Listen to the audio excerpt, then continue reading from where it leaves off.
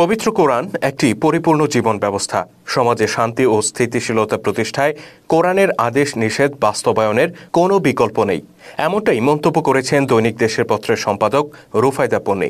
শনিবার সকালে জাতীয় প্রেসক্লাবের তফাজ্জল হোসেন মানিক মিয়া হলে সংবিধান সংস্কার প্রস্তাবে সাম্য, মানবিক মর্যাদা ও সামাজিক সুবিচার কোরআন কি বলে, এই শীর্ষক গোলটেবিল বৈঠকে তিনি এসব কথা বলেন। রুফায়দা পন্নী আরও বলেন, আমরা গণতন্ত্র দেখেছি, সমাজতন্ত্র দেখেছি, স্বৈরতন্ত্রও দেখেছি। কোনো ব্যবস্থাই আমাদেরকে শান্তি দিতে পারেনি। অথচ রাসূলুল্লাহ সাল্লাল্লাহু আলাইহি সাল্লামের মাধ্যমে আল্লাহ রাব্বুল আলামিন আমাদেরকে একটি জীবন ব্যবস্থা দিয়েছেন, যে জীবন ব্যবস্থা প্রতিষ্ঠার মাধ্যমে 1500 বছর আগে জাহিলিয়াতে পূর্ণ আরব সমাজ আমূল বদলে গিয়েছিল এবং সেখানে শান্তি প্রতিষ্ঠিত হয়েছিল। সেই ঐশী বিধান প্রতিষ্ঠা করলে আজকেও একই ফলাফল পাওয়া যাবে বলে মন্তব্য করেন তিনি। রুফায়দা পন্নী আরও বলেন, বিগত আওয়ামী লীগ সরকারের পতনের পর যখন বিভিন্ন মহল থেকে অন্তর্বর্তী সরকারকে বিভিন্ন ধরনের সংস্কারের প্রস্তাব দেওয়া হচ্ছিল, তখন আমরাও সরকারের কাছে এই সংক্রান্ত প্রস্তাব তুলে ধরেছি।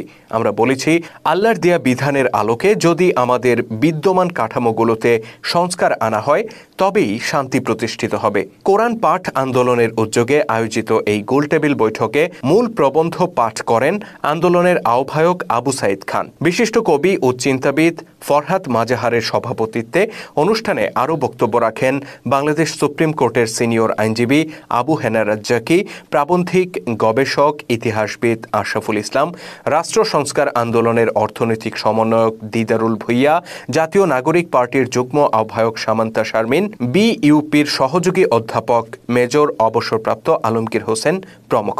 অনুষ্ঠানটি সঞ্চালনা করেন দি ইকরা এর প্রতিষ্ঠাতা সাদিক মোহাম্মদ আলম।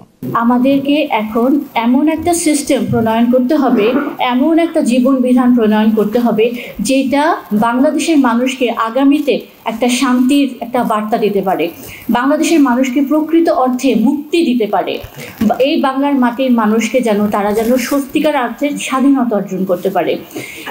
কারণ হচ্ছে আমরা জানি, আমরা 90% বা 92% হোয়াটএভার আমরা বলি, আমরা ধ্যানে জ্ঞানে আমরা মুসলিম, আমরা আল্লাহকে বিশ্বাস করি, আমরা রসুলকে বিশ্বাস করি, আমরা কোরআনকে বিশ্বাস করি এবং আমরা প্রকৃত অর্থে আমাদের জীবনটাকে সেভাবে পরিচালিত করতে চাই। কিন্তু সেটা কিভাবে পারবো, কোন রাস্তায় হাঁটলে আমরা সেটা পারবো, সেটাই হচ্ছে আমাদের প্রস্তাবনা। আমরা বলেছি যে আমরা দেখেছি যে আপনারা গণতন্ত্রের নামে জীবন ব্যবস্থা প্রণয়ন করেছেন, আপনারা সিস্টেম অফ লাইফ বা কোড অফ লাইফ প্রণয়ন করেছেন, কিন্তু শান্তি আসে নাই। আপনারা সুদভিত্তিক অর্থনৈতিক ব্যবস্থা প্রণয়ন করেছেন, কিন্তু সেখানে জালিয়াতি হয়েছে, সেখানে কিন্তু ইকোনমিক যে একটা স্টেবিলিটি সেটা কিন্তু আসে নাই, মানুষ পূর্ণরূপে অর্থনৈতিক স্বাধীনতা পায় নাই।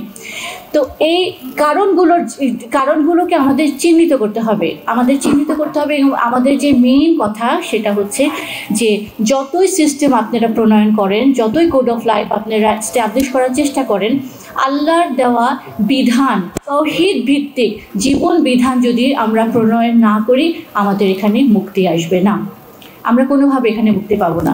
আমরা এই ব্রিটিশদের সিস্টেম, রাজনৈতিক সিস্টেম আমরা প্রণয়ন করেছি, আমরা এখানে তাদের ইকোনমিক সিস্টেম করেছি, বাট কোনোটাই আমাদেরকে সেই নিশ্চিত রূপে শান্তি দিতে পারে নাই, ইকুয়ালিটি দিতে পারেনি, কিছু দিতে পারে নাই।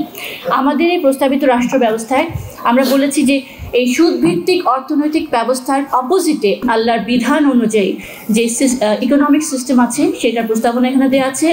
যে রাজনৈতিক পলিটিক্যাল সিস্টেম যেটা চলছে সেইটার অপোজিটে আল্লাহর রসুলের প্রস্তাবিত এবং প্র্যাকটিসড যে রাষ্ট্র পরিচালনার যে সিস্টেম সেটারও আমরা এখানে প্রস্তাবনা দিয়েছি।